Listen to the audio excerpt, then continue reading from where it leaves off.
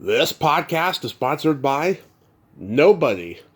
Hey dudes, welcome to Splat from the Past, the only 80s themed horror and sci-fi show where things can get totally radical. Now today I will be welcoming Andrew Parks, the son of Larry Parks, who played Al Jolson twice in two different movies back in the 40s. Betty Garrett, who played Edna on Laverne and Shirley, and I am so friggin' excited. Andrew, I mean, he's been a successful actor in his own right. He played the lead in Summer Run, aka The Backpack Girls, which celebrates its 50th anniversary. Go on YouTube and watch it if you haven't seen it. It's an underrated grindhouse drama classic that I want to learn more about.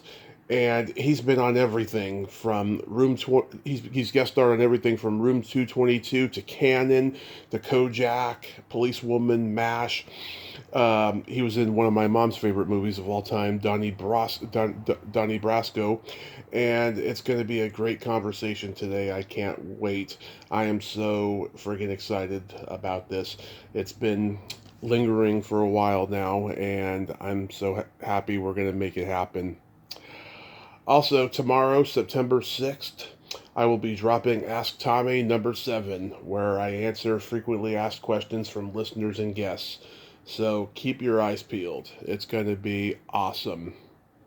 So yeah, here is my interview with Andrew Parks.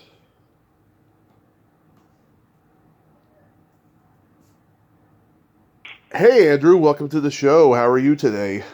I'm good. It's really, for where we live, it's really hot. Yeah. And it'll be hotter. Luckily, we're in Mar Vista, which is near Santa Monica and a little closer to the ocean. So we're only going to get supposedly a 90-degree weather on Saturday, but it's today is high 80s, and we have a lovely house in Mar Vista, but we don't have air conditioning, so it's depending on where we are. We have fans and stuff, to keep ourselves a little cooler, but that's it. So aside from that, fine. It's a lovely day. Yeah, it's 93 over here in Modesto, so I totally get that on the heat. I can't tell you what an honor this is. Thank you so much for taking the time today. Thank you very much. I'm honored to be considered honored. So going back in time, I can imagine that growing up the son of Larry Parks and Betty Garrett, that it was only natural that you would gravitate toward acting as well. Yes and no. It's funny. I knew my parents were actors and performers. Particularly, I don't know if we'll talk about it later, but the blacklisting and everything happened just as my brother and I were being born. But my folks, did summer stock. They took out the national companies of several shows. My dad was gone for a year doing the national company of Tea House of the August Moon. And so I grew up, and I was on airplanes sooner, which my favorite thing with an airplane was looking out the window and seeing the propellers, which tells you how long ago that was. So I knew that, but I liked to read, and there were so many other things I wanted to do. And by the time I was, 16, 17, 18, I had made up my mind to be a lawyer. Mm-hmm. And that's, what I wanted to do. I was at UCLA, and there's no pre-law, but philosophy is a frequent major for people who want to go into law. Usually lawyers are economics or political science, but that's what I really thought. But it was at that time I started to act, and it was just the natural thing. And then I realized I didn't really want to be a lawyer. I just wanted to play one on TV. Yeah. No, The Blacklist is a big interest of mine. I talked to Ellen Gear, and she told me when her dad, Will Gear, was blacklisted, her and her siblings had to become the child theater actors because her parents couldn't afford babysitters, and the family needed money while dad could only do theater for those 10 years or so. Was it a situation like that? I mean, do you remember your childhood at first being difficult? Not at all. We lived. It was funny, even at the height of their family. My folks married in '45, I think, and got a little house in Nichols Canyon, but not the fancy part of Nichols Canyon, just like a block up from Hollywood Boulevard. Mm-hmm. And it was a small house that they built an extra little room. Well, it was actually a big room for the small house. That was my brother's and my room, which was in an old English kind of way, which was referred to as the nursery. And, so it was modest, never was without things. I didn't really know about any of it until I was about 11 or 12, reading something. Nothing was kept away from us, but I figured there's no reason to talk about it at this point. Mm-hmm. But I remember seeing some newspapers at the time, and it was like, holy shit, what went on here? And so that's when I knew, but never felt any deprivation or anything. But we went to public school, Gardner Street Elementary School, and we were just a plain family. It was years ago. The calendar section in the Times did a thing about the blacklist and talked about money and what happened, and they happened to mention my dad, and they said he would probably have been worth $5 million now. When they did that, my brother and I went, holy shit, that would have been nice. But anyway, I did not feel that until afterwards, and then when we were old enough, just talk to our folks about it. Wow. Your dad, Larry Parks, is best known for playing Al Jolson twice in the Al Jolson Story and Jolson Sings Again. I will never forget the first time I saw the Al Jolson Story. I was about 7 or so, and I knew who Jolson was, but as I watched this movie, I asked my mom, I said, why was he pretending to be black? And my mom said something, I'll never forget this. She said, in the 19th century, the black community was slaves on plantations, and when the 20th century came around, they weren't allowed to perform for a long time, and Jolson had to be the voice for the black community at a time when they had no voice. I have never forgotten that. I need to bring it up to my mom because we haven't talked about this since that day 35 years ago or whatever it was. I'm sure your dad recognized that in Jolson, that he was being a voice for the black community. I don't think so. in that sense, my dad knew, and my dad was very sensitive about the blackface. But he said, mm-hmm. Hey, if you're going to do a story about Jolson, you have to. If you're not going to do that, then you shouldn't do a story about Jolson. Yeah. And he knew. I mean, at the time, like Bill Robinson, very popular crossover performer, a black man who performed in blackface. There was this kind of, tradition of the minstrel shows and stuff like that. But I think my dad, later on realized with the success of the Jolson Story, it strangely might have made blackface more popular in the late 40s than it was, or more acceptable. And he never liked that, but just doing it and playing it, he was very important just to do it and get it right, and to, even though the Jolson Story was heavily fictionalized, it was not really fictional life about Jolson and who he was as a performer and as kind of a driven performer, and the you ain't seen nothing yet guy, and that was all the stuff that he worked on and he was proudest of. But it was interesting. I didn't see it until it was, because it wasn't on television, and there was a big time when it was first on television, and it was going to be in color, and we didn't, again, because my dad he loved the TV, and we got a color television stuff sometime in the 70s, but did not have a color TV, but we had some friends who did, and so we went over to their house to watch it, and that was the first time I saw it. And then they did one of those things in Los Angeles that they've done in other places, which was, sometimes they call it the $1 Million Movie, sometimes call it something else, but it played every afternoon for a week. Yeah. So that was when it was on, and that's when I knew that, that schoolmates sort of, knew that. And it's funny, I was thinking about it recently. It wasn't a surprise to me, but I didn't know that, and I didn't know that was a big thing, and so it was interesting to see. But I didn't know really in degrees, and actually much later,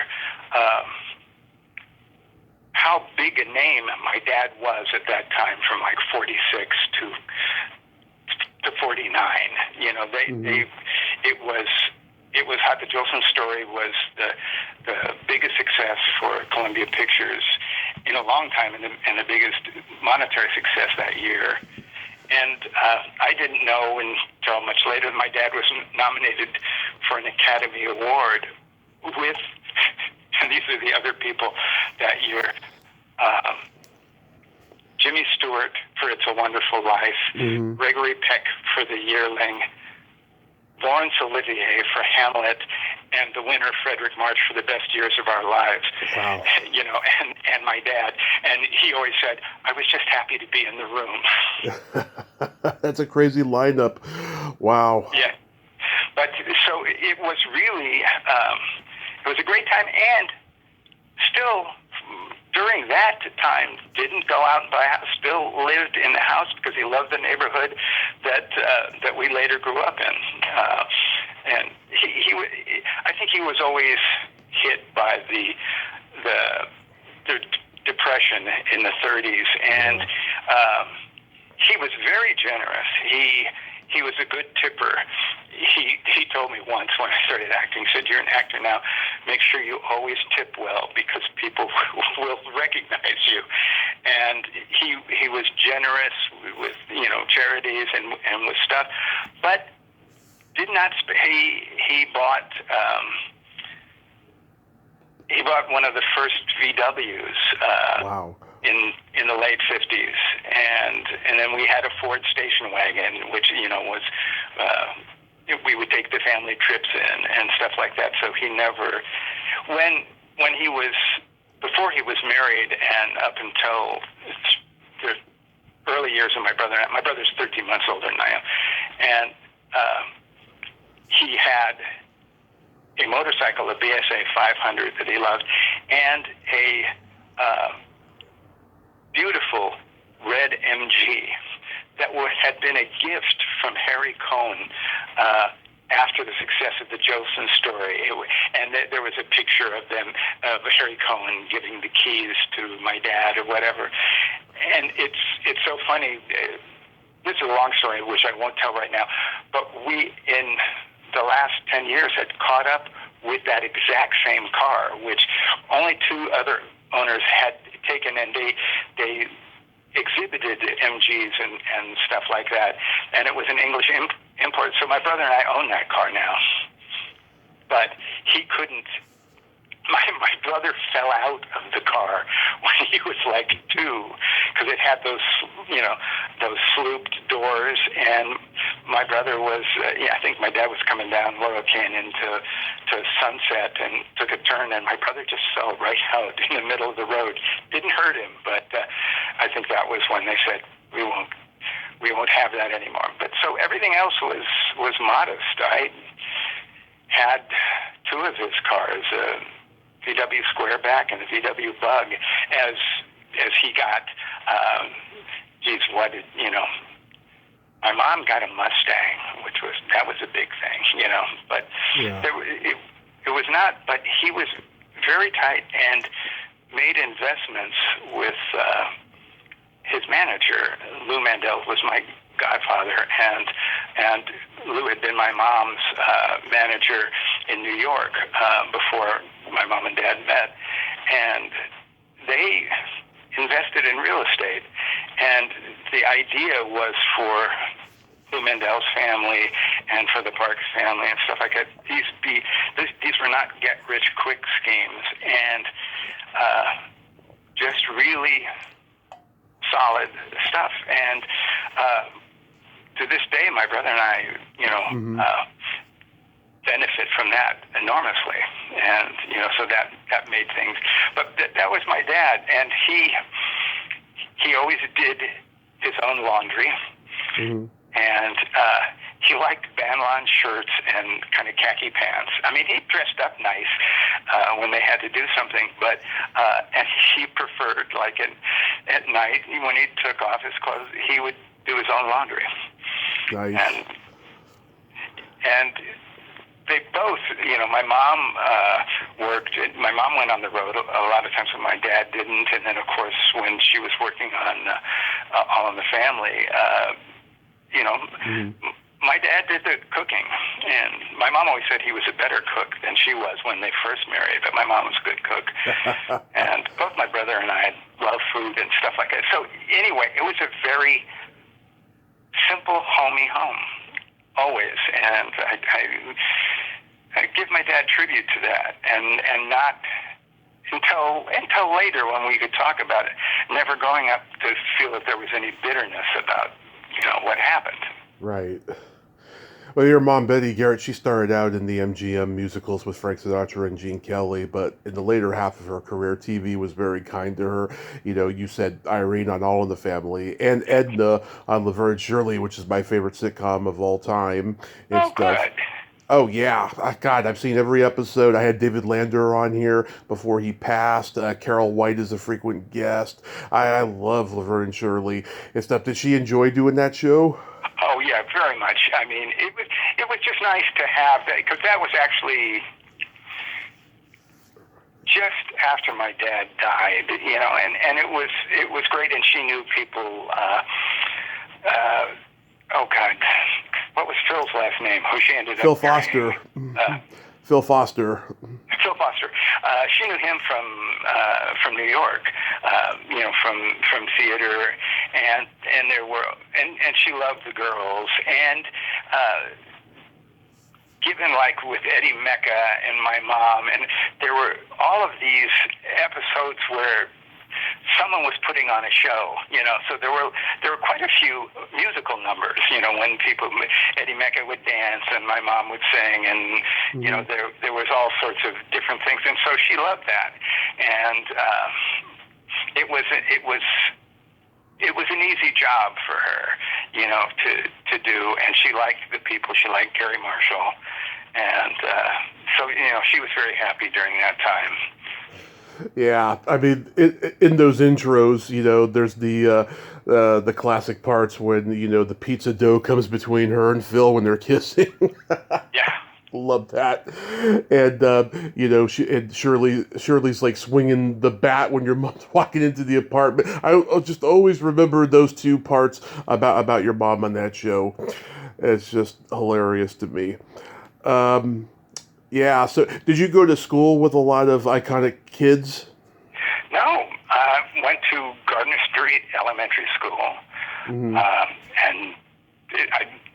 there were actually, if you know, she's older than me, and I was very young, but she'd made a hit on television in a couple of specials playing Eloise from the children's books.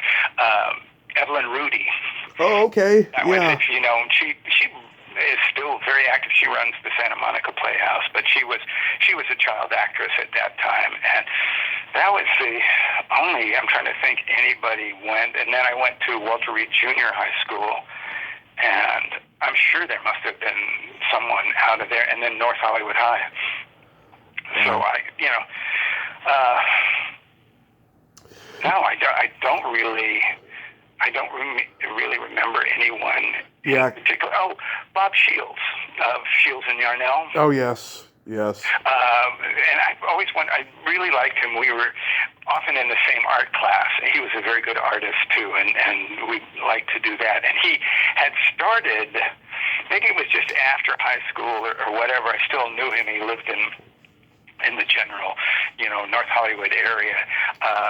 He became the street mime up in San Francisco. Yep. And you can see him in the beginning of Coppola's The Conversation. But, Bob Shields was the only person I really remember. I'm sure there were more that I just didn't know of because it was a big high school and it was... Do you know Megan King? Excuse me? Do you know Megan King? I know the name, but I don't really know her. Him, actually, yeah, Megan. Yeah, his dad, Wright King, was a character actor. Oh, God! No, I knew Wright. We both belonged to... my mom was a founding member of Theater West, which was a theater that I joined when I was like 19, and I worked with Wright and just always loved to see him, and it's been a few years ago. I hadn't seen him in a long time, and I saw him, and he was still great, and just the loveliest guy. So I didn't realize... I think I've met his son... But I don't remember that much, but I remember Wright very much. Probably. Megan knows everybody. Like, when I had him on last year, we talked on the phone, like, the week before, and he was, like, telling me, God, you interviewed so-and-so I went to school with, and this person and that person. I was like, wow, he knows everybody, practically, from that time. And also, he was on Broadway, and then later in the movie, the newspaper boy in Streetcar Named Desire. Oh yes, Streetcar Named Desire. Was that during the Brando or Anthony Quinn era of it? The what? The Anthony Quinn or Brando era of. The Brando. I mean, he was in the original company and played the newspaper. I mean, he wasn't really a boy, but the newspaper kid at the end who has that one nice scene, and he made it into the movie. So he worked with all of those people, and he had a great. He was quite a stage actor as he came up, and then I can't remember specifically, but much later when I knew him, if there was a rerun episode of Perry Mason, I'm sure I saw right there. I mean, he worked a lot. He was just a regular working guy, but just the loveliest person. And I have met his son, but I don't remember him that much. It's just, but I do remember Wright. Mm-hmm. So when you were like 10, you were on the Lloyd Bridges show, and it was directed by John Cassavetes, who was unknown at the time, but that's got to be a huge highlight of your career. Well, I tell you, it was, my dad and Lloyd Bridges were best friends at Columbia. They were there at the same time. And as my dad said, for 7 or 8 years, they would play good parts in Columbia's B pictures and bit parts in the A pictures. So you see, if you ever see Here Comes Mr. Jordan, Lloyd is the pilot on the airplane to heaven. And you see them together, and they did a lot of things together. There was the whole Blondie series, and they both were college mates of Blondie, and Blondie Goes to College, and they were both in Harmon of Michigan. I think they did about 7 or 8 things together, but they became really good friends. And my mom and dad were Jeff's godparents, and Lloyd and Dorothy were my brother's godparents. And sad thing, because my mom's name is Betty Garrett, and my brother's first name is Garrett. He's Garrett Parks. And when Bo was born, between Bo and Jeff, there is quite a gap between Bo and Jeff. There was a second child, and Dorothy asked if she could name him Garrett. And so he was Garrett Bridges, but it was crib death, and that was, this is long before I was born, but that was very, that was very hard on everybody. And so when my brother and Jeff's a month older than my brother, and when my brother and Jeff were in utero, my mom asked Dorothy if she would mind naming him Garrett, and she said absolutely not, and they loved it. So they've been, they've all been very close.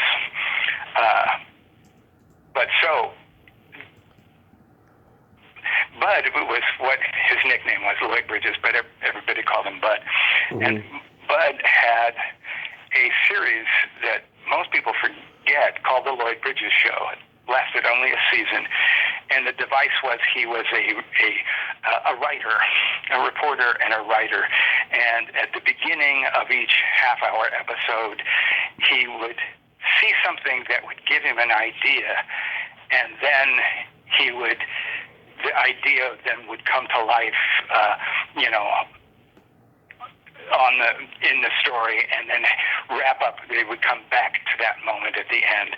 And so the one I did was a young boy in a museum looking at a pair of boots during the centennial of the Civil War and talking about my dad was in the Korean War, he wore these boots or whatever, and Bud is talking, to me, and then he puts himself back into a story that takes place about a pair of boots in the Civil War. But anyway, it was obviously because of Bud. I had to audition for it, but they said that's fine, and it was that. And the thing that I remember most, because I was smart, I knew things, but as we did this scene, there was Bud and I in the glass case with the boots, and they shot that, and that was over. And then they said, okay, now we'll go over and get Lloyd's close-up, and then they'll get Andy's close-up. And that's where I went, oh, of course. If you only have one camera, you have to shoot it in pieces and then put the pieces together. It never occurred to me, but I was so proud, and I didn't mention anything. Oh, of course, yes, now is my close-up. But John Cassavetes was, and I've always said this, was one of the few television directors, great television directors, but, they've hired you to do the part that they know you can do, and you don't get a lot of direction because they don't have time, and they just march along. And I just remember Cassavetes, when he was talking to me, he said, think about your dad and think about this moment. He just gave me beautiful, simple direction, and he was nice, and goodbye, thank you, Mr. Cassavetes. And because he also had that extraordinary name, I always knew who he was from then on, and particularly growing up. And I was close to him, physically close to him once at some event, and I didn't get a chance to go up to him because I just wanted to tell him, when I was 10 years old, you gave me some of the best direction a TV director has ever given me. But that was nice. And also in that episode, in the Civil War part, Bo Bridges had a part. Lloyd believed totally in nepotism. And but he said, if you can't do the job, you can't do the job. But if you can do the job, I'd rather have you do the job than somebody I don't know. And that was always nice. I worked with when Bo started to direct, which he didn't do that much of, and he sort of stopped doing that. But I was in several shows with him, and The Wild Pair. And I got to do, Lloyd also had a show called Joe Forrester, and I had a good guest star part as the, wasn't really the villain, but the troubled person who, killed someone, and that was really nice, so it was always, and he also, the thing that he did, he said, during a break, there's lunch, he said, you want to come and see the dailies, which for a guest star, nobody in television wanted that actor to come and see what was just shot, and I know some actors who don't like it. No, I don't want to. Some actors who have a name or might be the stars. No, I don't want to see what I did. It'll just get in the way. Mm-hmm. But both Lloyd and my dad believed totally in seeing. It felt that people who thought that the actors shouldn't see see what they had done that day were idiots, because an actor is smart and he can learn stuff from it. But I just remember he asked me to, hey, come see the dailies, and we watched it, and I remember going into a room where there's just a couple of people from the thing, and they gave a look when I walked into the room with him, but he gave a look to them, and it just didn't. And I just sat next to him and watched that. But they always, my dad and Lloyd always, felt that way. Yeah. So then you have a role in the Strawberry Statement. I talked to Bruce Davison recently. Great guy. What was that experience like? Well, that was the part that got me a SAG card, and. It was very nice. It was funny. Burt Remsen, the wonderful actor. I know his daughter, yeah. Yeah. And there was a time when he was on the back lot, something collapsed, and it really hurt his leg. I mean, it really, kind of stopped him. So he started doing casting director. And then later in his career, he began acting again, but he was a casting director at that time. And he's been a member of Theater West and knew me. So when they were looking for, actors, there was hardly any names, for the young people. I went in and progressively, I think I read for the lead, progressively smaller and smaller parts. They kept calling me back. And finally, there was a group of 5 people who were in the dean's office when the students had taken over the dean's office, that they had improvised, just a talk. And this, talking amongst each other as they were occupying the dean's office. And one of the 5 of us was Jeannie Berlin, and we just did this stuff, and there was 3 days I worked, which should have only been 1, which was great because there's more money, and it ended up being cut out of the movie. I can see myself in one scene, and I can hear my voice in a voiceover, but I remember taking a break on the sound stage, and there was Bruce Davison balancing a broom on his fingers. He liked to do. He was doing that, and we had the loveliest talk. And I see him every once in a while, and he knew my mom, and there was certain situations where I've met him. But every time I meet him, he's just the loveliest guy and a wonderful actor. Yeah. Of course, Kim Darby, she was coming off of True Grit and Bud Cort. Yes, she was the only big name of the younger people. Yeah. Yeah, Bud Cort, he was in a comedy team with Judy Ingalls at that time, and he had done the MASH movie, but he hadn't done Harold and Maude yet. It was funny. One of the times I was there in the family's borrowed station wagon, I had gone to MGM to one of the auditions for the movie, and as I leave, I see this guy who had been in the room with me. I'd see Bud Cort hitchhiking. And so we got into the car, and he wanted to go to the Troubadour. for some reason. So, I drove him up there, and we had the loveliest talk, and he told me a funny story about how Jeannie Berlin's grandmother helped get him out of the draft by teaching him how to cry. It was just, and so we would run into each other over the years, and just really, really liked him. And yeah, there were good people. And I forgot when I was saying there weren't a lot of names. Bruce Davison had done what's the wonderful, strange movie set in the summer. Last Summer. Last Summer, yeah. That he had been in that, but that had been a notable film, but I don't think it wasn't a big, it was controversial. I think that they had, really good people in that. Yeah, it was controversial. It was like one of the early NC-17 movies or rated X movies, along with Midnight Cowboy that year. God, well, and Midnight Cowboy was X first. Yeah. They sort of, when there was another release of it, without cutting anything out, it was NC-17. But,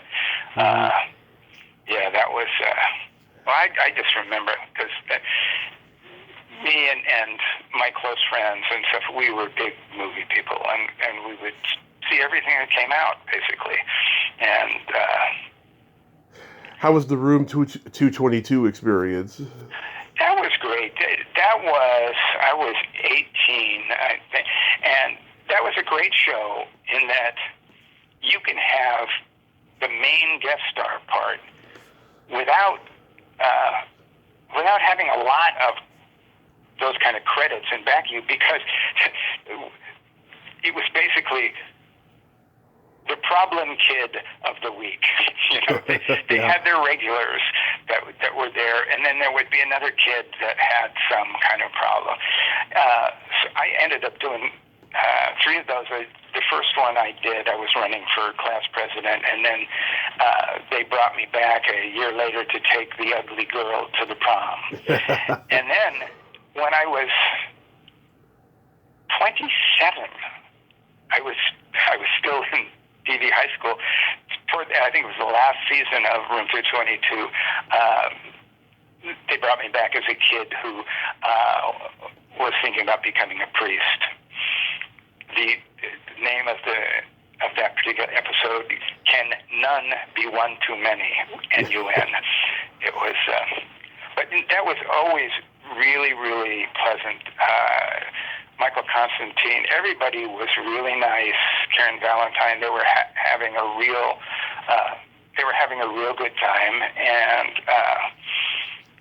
the guy David Jolliffe was the hair. He has been for years a big person in SAG. Yeah. And he was nice. And one time, I don't know how it happened, I came across his wallet. It was like on the ground. I don't know whether we were on one of the locations or at the studio.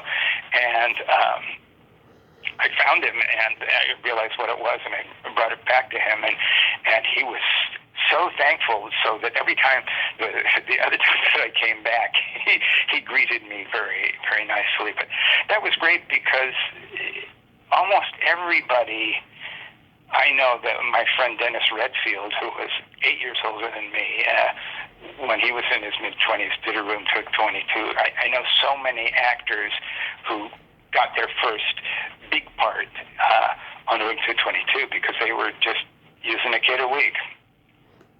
Absolutely. So I'm probably one of the few people who's seen Summer Run, a.k.a. the Backpack Girls, the movie that you played.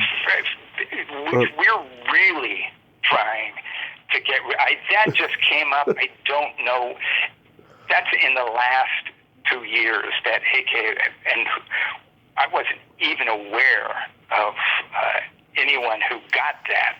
I mean, and how they got the rights to it. And that's been putting us... I'm talking to Jim Beaver, and he knows a lot of people. I just want to get that picture off of IMDb.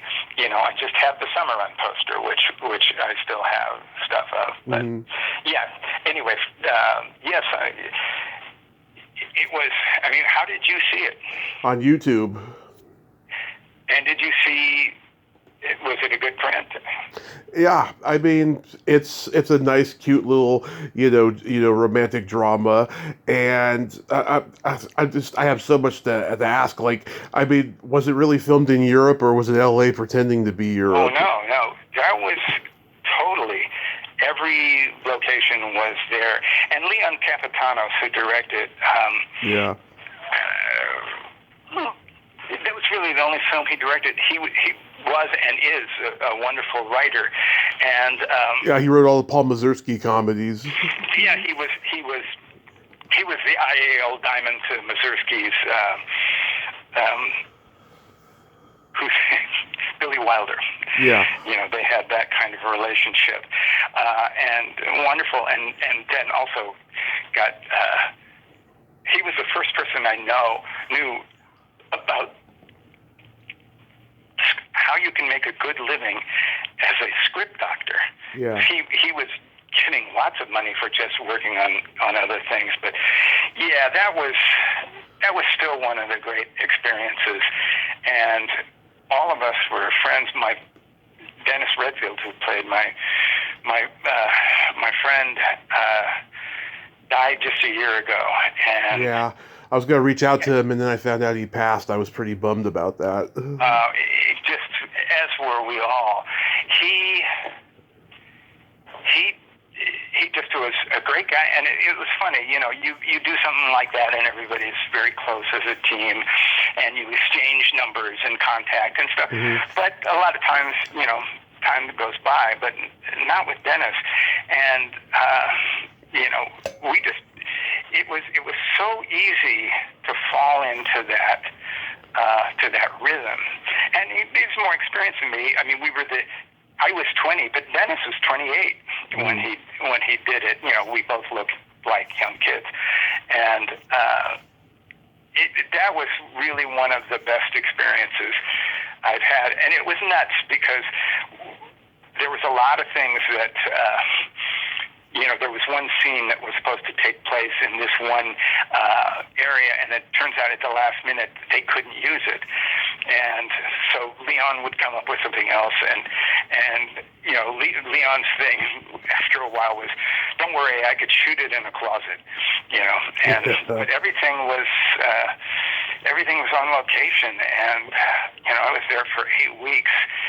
And Dennis, who was working with a great company that I later became a member of the company theater, he had to come back here during that whole middle section where we depart from each other in the movie, and he had stuff that he was doing with the company theater, but it was great when he came back, and then I'm the godfather to his son Michael, who is also a wonderful actor.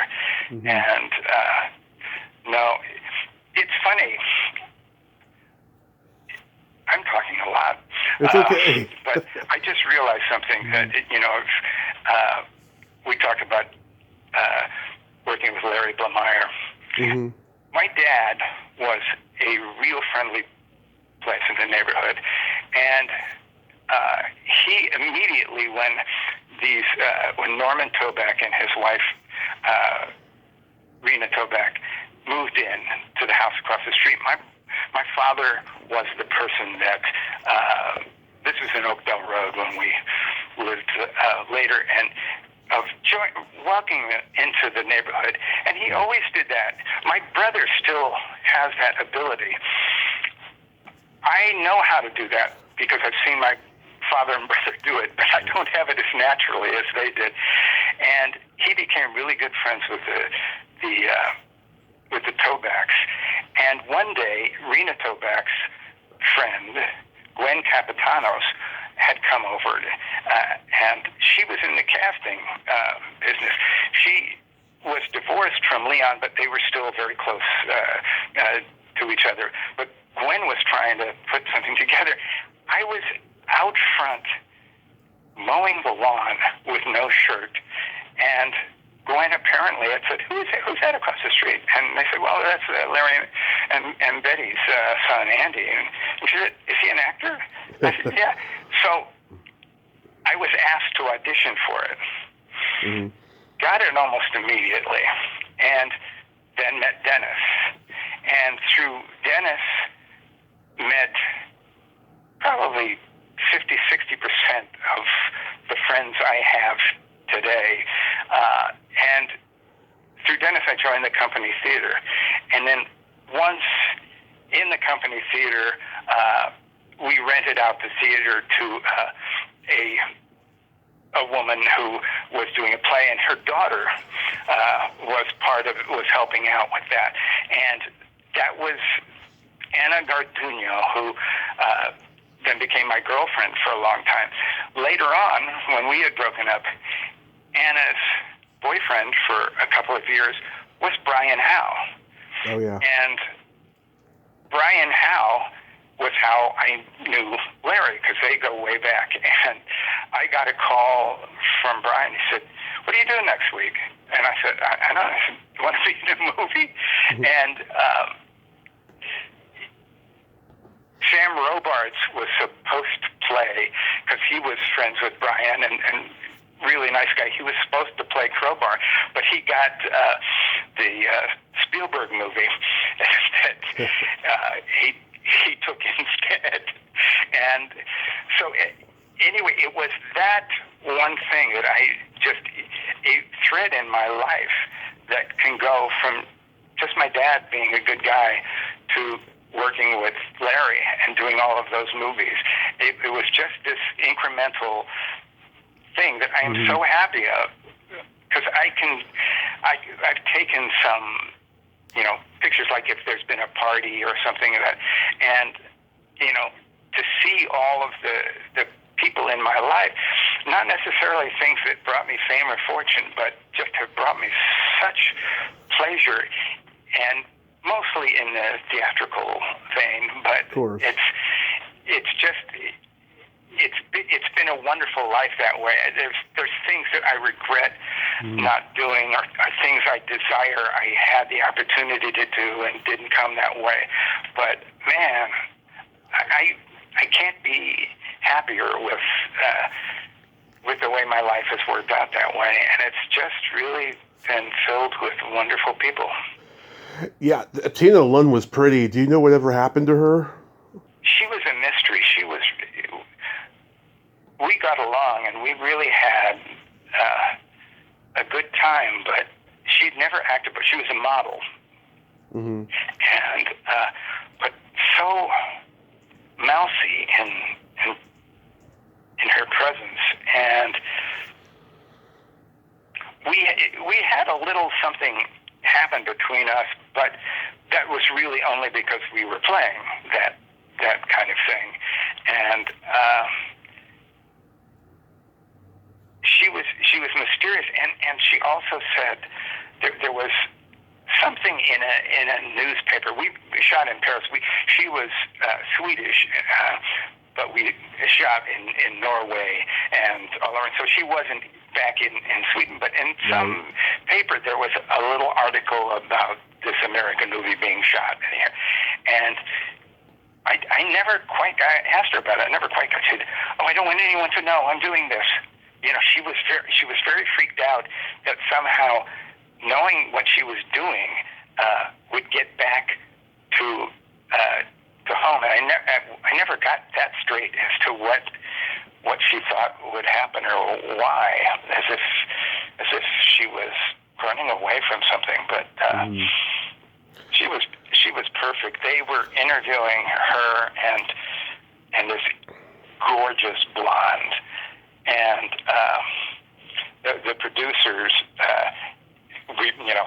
all in, this rented apartment in Paris, were seeing her, and she was so mousy with her hair down and everything like that.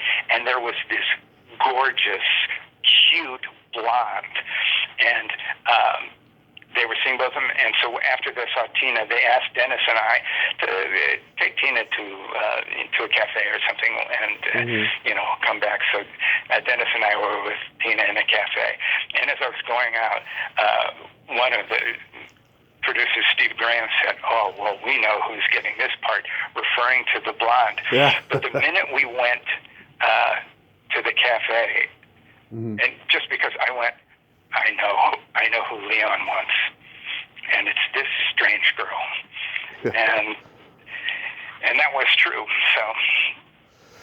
Yeah. How was guest starring on Policewoman? Oh God, that was again lovely. Everybody was wonderful, and Angie Dickinson. Yes, no, she was lovely, and I just had a really good time. I haven't had a bad experience. Sometimes things are rushed, and people don't seem to be caring about what's happening, as much. I mean, they care that to get it in the can, get things going like that. But there's other people who are wonderful. The best person that way was Angela Lansbury, who I got a chance to do 2 Murder, She Wrote, and what I realized, she was a hard worker. She was on top of everything. She had her lines, but she realized that she was the hostess of this event. Yeah. And so I saw her, if there was, someone with a bit part or an extra, she would always introduce herself when they came up, and that she was hard. She didn't want to run lines on a scene that wasn't the scene that she was just about to do, because she just needed to keep she had her rules about how she wanted to work, but she realized that the place would be much happier a workplace, and it was in her power to make it that way, and she did. The crew loved her. Everybody loved her, and that's why so many. My mom did a couple of them, and particularly the older people who come from her generation and movies and stuff, were always so grateful. Oh, good. We got this part, and we're working with her, and she was just a delight. You obviously left a good impression on the Barnaby Jones people, because you did 3 episodes where you were 3 different characters. Well, also coming back to Theater West, though this really had nothing to do with it, but I've known Lee Merriweather since I was 14, and so it was always great to work with her. And I just, there were certain shows that I really wanted to be on that were more serious. But Barnaby Jones, it was great. And Buddy Ebsen was one of the loveliest guys. The first one I did,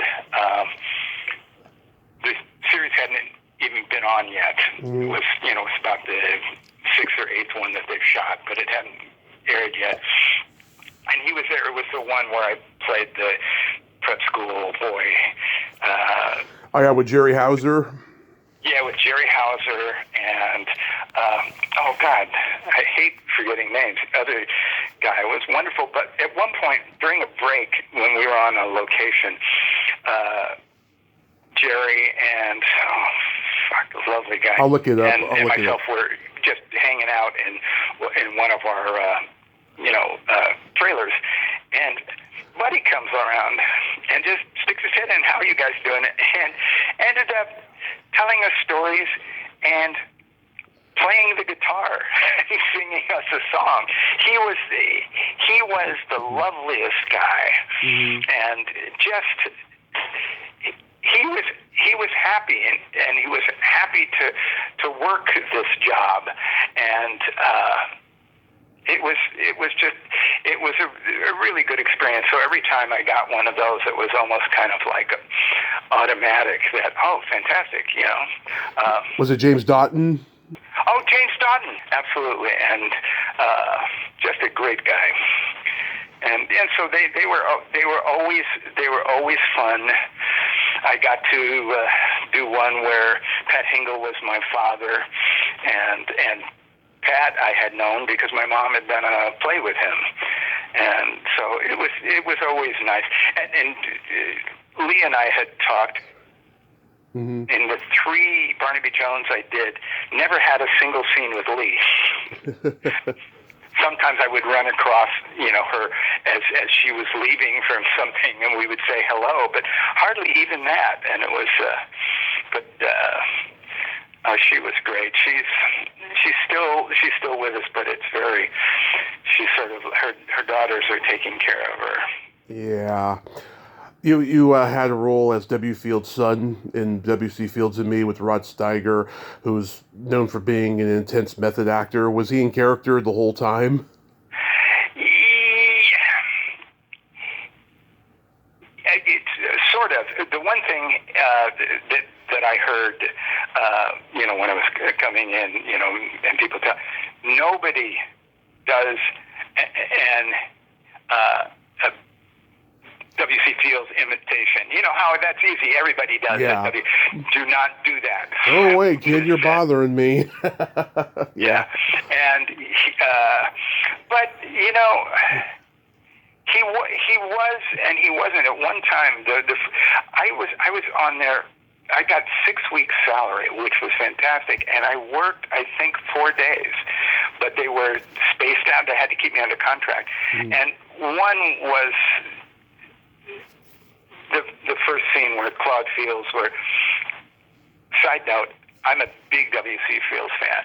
That script and that movie was terrible and had nothing to do with, because Claude Fields, his son that I was playing, would have been 45 at the time, close to W.C. Fields' death, and I am this, I think I was in my 20s, but I was playing like an 18-year-old kid. Yeah. And I went up to Arthur Hill and I said, should I? Is this right? He just looked at me and said, "Don't worry about it." So I didn't worry about it. But we sat and talked at Rod Steiger and I outside of the Pasadena mansion that we were shooting in, and told me stories, and he was very nice. And then, I came back 2 weeks later, and I sensed something was happening in the 2 weeks that I was gone between he and Valerie Perrine. He did not like her. Did not like her the way she worked and her professionalism, and she was kind of. Yeah. She was nice to me. We had a scene together. It was fun, but she was messing around, not badly, but was not taking certain things seriously. And when I came back for the third time, that was when I was in the makeup chair, and one of the other guys, and the guy that was doing me just yelled, "What's the atmosphere today?" And stormy, and they left. But once again, I was happy to be working in the movie. Everybody was pleasant. Steiger was very. I was surprised. What I was kind of surprised by him when we were doing a scene over the pool table. It's the main scene between father and son who hadn't seen each other in a long time. Right. How each take within certain was different, and how he would try. He was a looser actor than I thought he would be somehow. Having seen, he would try different things. He kept things fresh for himself, and was really, he was there with the other actor. I think that's what pissed him off about her, because somehow couldn't get that relationship, and so that was great. But it's basically at that time it was the most money I'd ever made made for 3 days' work, even though it was 6 weeks contract. It was, so I was just happy to be there. My mom loves Donnie Brasco. She is obsessed with it. Tell me about that experience. Well, that was odd because I was in New York. Actually, Brian Howe was out in Los Angeles and doing some work, and he got on a series. And there was a period where Brian was staying at the guest room in my mom's house. And Brian had this lovely apartment. I mean, very small with a brick wall and stuff in New York. And so I asked him, and I could stay there for 2 weeks, and it was great. It was right in the middle of summer because I had to come back to help do something else. That something else fell through, so I was in New York, and Brian got the job in Los Angeles, so I stayed in Brian. I paid him way under market rent, but so I was in New York for about 6 months, and I was able to get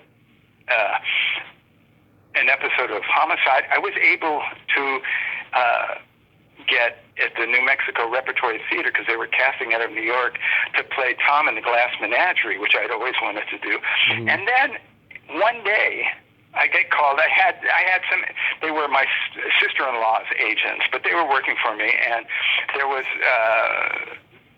something they had one day in a movie or stuff, and the character, which the one I ended up playing, it said 30 to 50, and he was just worked for the government, and in the script it was a husband and wife, an older husband and wife, and as it ended up, that's what we did. As we didn't do that, we did what they came up with.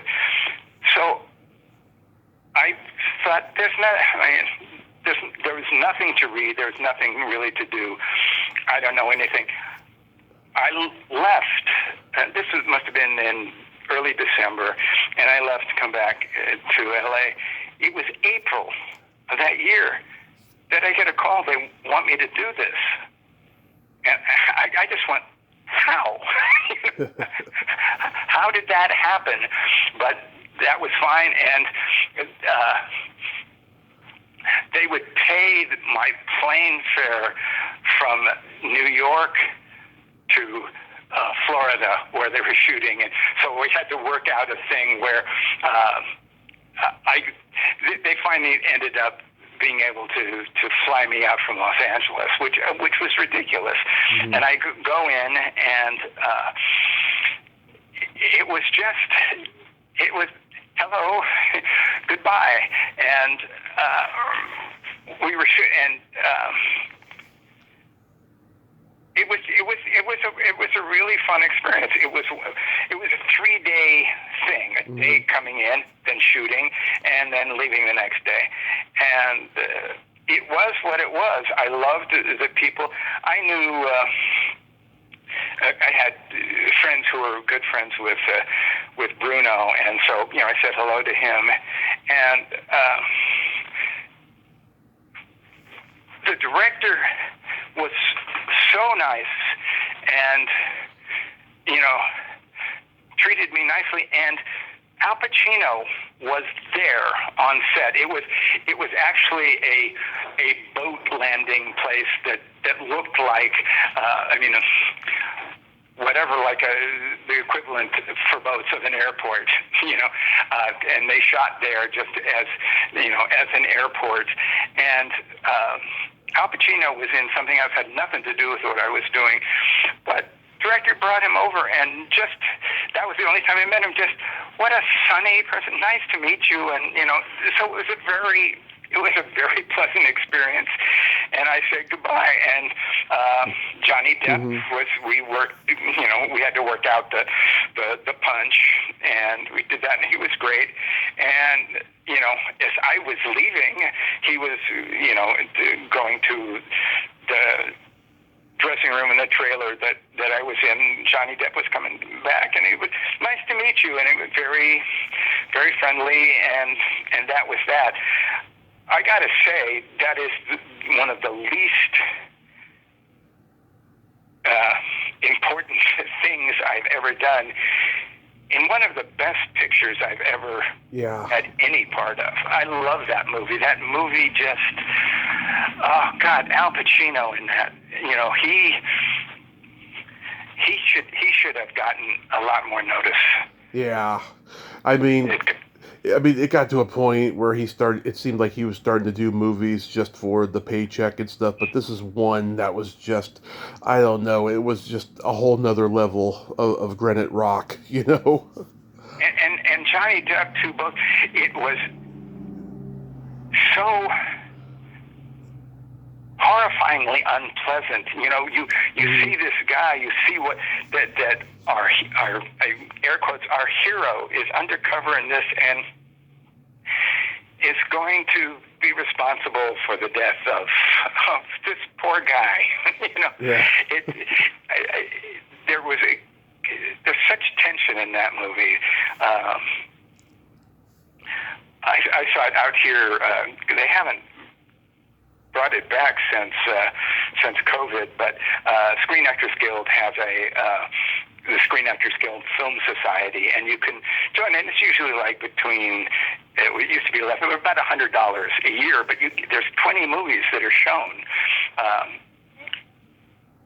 on weekends usually, and you get to see movies that don't come out. So I saw that when I at a SAG screening, and God, that movie just it made my palms sweat.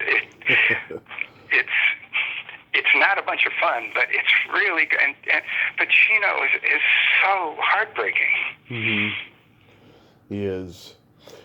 So you mentioned before the Larry Blammeyer movies. I'm not familiar with these. So they're like what, sci-fi comedy type of movies? Oh God, you're not.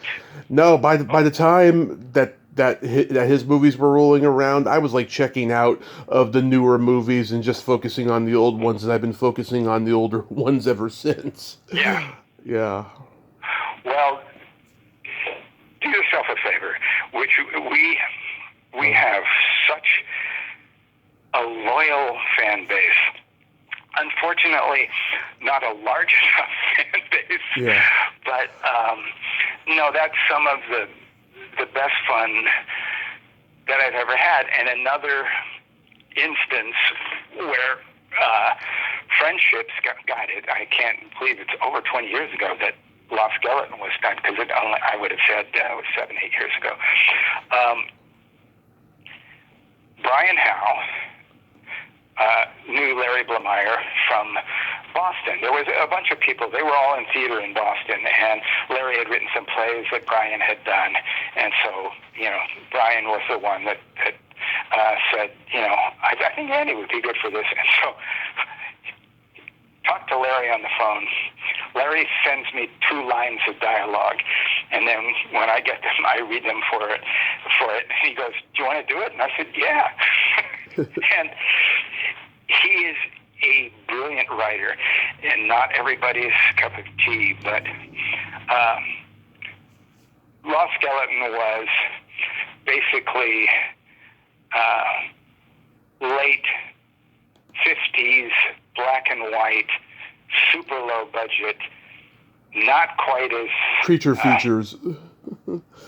Creature features. Yeah, but, just one of those ones. And he had such a perfect ear of doing things and then just tweaking it just that much more that it was hysterically funny. And it turned out the group of us who did the first was Faye Masterson, Susan McConnell, Brian Howe, Jennifer Blair, Dan Conroy, and Bob DeVoe, and myself. We did this, it was in 10 days, and it was, when he finally put it together, it was hysterical. And then this lovely guy from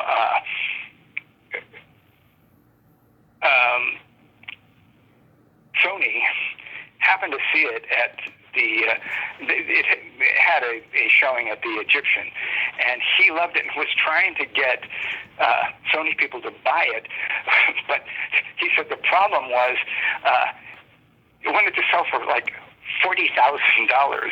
He said they spend more on donuts on it, and they couldn't do it. But this is Mike Schlesinger, which I don't know. Mike is a familiar talking head in, all sorts of movies.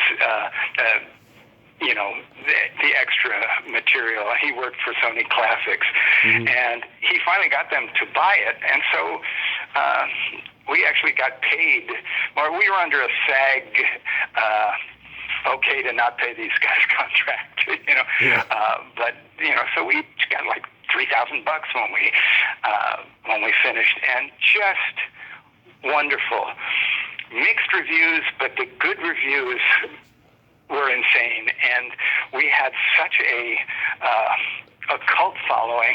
So then Larry then decides to do an early 50s studio B picture with the look and feel of the Blob in Technicolor, and that was Trail of the Screaming Forehead. And we did that second one. That had some problems because the people who put up the money, that sort of took the movie away from Larry and recut it without recognizing his rhythms. It was still pretty funny, but what was nice is that the husband of the woman who owned it, years later, the one you can buy now, he gave all the rights back to Larry, and so you can see it on DVD or whatever you look at things like that on. And then we did, a few years later, we did two back-to-back. We did The Lost Skeleton Returns Again, which was the people who made Lost Skeleton in the late 50s now are making it in the early 60s, and they have a little more money. That's basically it. And then the last one was a 1930s studio B picture. That was the feel of it. Black and white, of the old dark house variety, called Dark and Stormy Night. And that's one of my favorite things. And again, Larry writes things so particular, and as a team, I mean, Dan Conroy was in all of it, and then Daniel Roebuck was in 3 of our films, and James Caron did 2 of them. My mom did 2 cameo appearances just because she liked them. But we learned this thing with Larry is we do exactly what he wrote on the page because he had the ear for the insanity of it. Jim Beaver couldn't do Trail of the Screaming Forehead, which he really wanted to, but something came up. But he was in Dark and Stormy Night. So there's this whole company. So I go out, and you may not like them. It might not be everybody's cup of tea, but you can get all of them. And, you'll see them. It was a nice stock company. We felt like... like Mel Brooks and all those guys who have stock companies, you're all like a family type of a thing. Yeah. So what do you got going on these days? Nothing much. There was, I work at the Pacific Resident Theater, but really haven't done anything there for several years. The COVID really hit. We were about to do a wonderful play there by a great director that we have, Alex Fernandez. And actually, Alex is his actor name, Alex Fernandez. And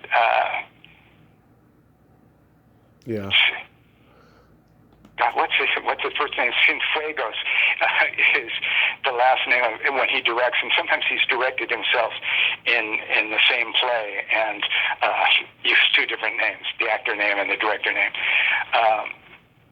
But we were starting to do a wonderful play that this guy had written, and we were developing called Our American Hamlet, and it was about Edwin Booth, John Wilkes Booth's brother, but it was not strictly. It was told in a very interesting way, and I had a great part, and that I really liked. It was the guy who, like Tom in the Glass Menagerie, talks to the audience at the start of the play and at the end of the play, and what goes on in between them. It was really nice, but we were starting work on it, and in February of 2020, and we were watching COVID, creep in until we finally stopped and said, okay, well, we'll do this in September. And of course, that didn't happen. And then Alex, wonderful director, has gone on to do other things. So I think that's kind of dead. That was a disappointment to me because, again, it's in a small theater, but a theater with a good reputation. So there's no money involved. But that was something I really wanted to work on, and I was sorry it didn't get a chance to do that. But there really hasn't been anything in a while. Yeah, so you think you're retired by this point? Are you going to write a memoir or anything like that? Yes, of course I'll write. No, I'm not going to write a memoir. I may write. The only thing I've ever written that I wrote what I call a Stephen King-esque short story that a friend of mine, Gary Tigerman. Oh, yeah. You know Gary? I don't know Gary. I know his protege, Britt Bacon. Yeah. And anyway, there was God, I can't remember his name. He was one of the New York television producers. I think he worked on Law and Order. I can't remember. But in the mid 2000s, he decided to take over Perfect 10 magazine. Do you remember that? Perfect 10 sounds familiar. It was a naked women magazine, but their thing was everyone's natural. No, just beautiful naked women. But what he wanted to do was to do the thing that Playboy does and have short stories, have other content,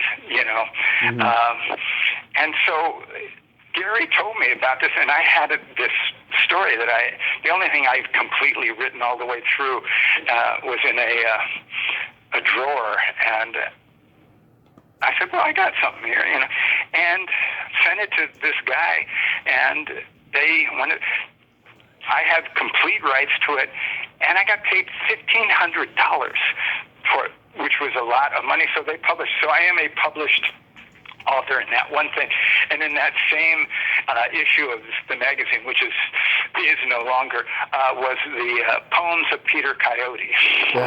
So we were the literary part of the Naked Women magazine. But yeah, I have done that. I'm a voracious reader, mostly of fiction. I just like stories. And I've thought about it. I've written other things. I've written stuff to be read at funerals, actually, for people that I'm serious about writing and write something that I think fits the mood. But no, I'm ready to do anything. Oh, geez, I did, and I didn't even think about it. Last year, Mike Schlesinger, who was the guy that brought Larry's movies to Sony for the first time, he's always wanted to direct something. And again, you'll see him if you watch at TCM. His head shows he's a talking head on the Blu-ray extras on stuff. He's very knowledgeable about film, and he wanted to do a movie that was like a 1960s color comedy. Mm-hmm. And he finally got the money together to do it. And Jim Beaver was in it. Sarah Ballantyne was in it. I mean, people that we knew. I wish him the best. I don't think he was the best director. Great friend, lovely person, got great people together. And but anyway, I was in that. It was. Do you know Seven Keys to Baldpate? Does that ring any bells? What's it called? Seven Keys to Baldpate. That sounds a little familiar. It was a George M. Cohan straight comedy mystery play that George M. Cohan wrote in the early part of the 20th century. Oh. And it has had several movie versions, mostly there's like one in the early 30s, and then there was one in the 40s. It's hard to explain, but you know, you have a couple of people going to a remote place that's supposed to only have one key. It's a little vacation spot, and they're there depending on the movie. In this one, it was a man and woman writing team getting together on a bet to write a screenplay in 24 hours, and they're at this hideaway, and of course there's more than one key, and ends up to being about 11, 12 people come in through the play, and it's, you know, that way. And he got great people to do it, but Mary Lou Henner was in it, and a lot of people, huh? Yeah, and very, you know, it was good, but I saw a rough cut of it. It's got good things, and I know what Mike wanted to do, but I think Mike could have gotten, it was not as easy for him to direct as he thought it would be, I think. Yeah. You know, he had ideas, but he didn't really know, I mean, aside from the fact that almost everyone was friends with him and it was very nice, he didn't really know how to work with actors very well. So I haven't seen the final thing, and, you know, but I know that a lot of the money was his money, so I'm hoping something happens with it. And Joe Regalbuto and you know, Mary Lou Henner were the names of the two couple, and then all of these wonderful character people were in it. But anyway, so that I did. I forgot. He just bit off more he can chew. That's why it didn't turn out. He didn't really know how to communicate. Everybody knew him. Everybody knows Mike, and you know, they went, okay, this is going to be funny. But I think the real thing, they don't make him like they used to, is kind of a theme of him. And yes, they do. Some of them don't. You know, it's like. You know, I like these movies, and since they stopped making them, and this is someone who really knows about film, so he's someone that you would listen to with some seriousness, but this is a return to movies that just will make people laugh. It was kind of his feeling, maybe not. But I love him, and I hope, what I hope, basically, because it's not really going to do anything, you know, for me, I hope he gets his money back. Yeah. Which I think, you know, he might be able to do. In the best part of it, it's a wonderfully silly movie, and you know, the people that he's got are all funny and all good, and you know, we're friends of his.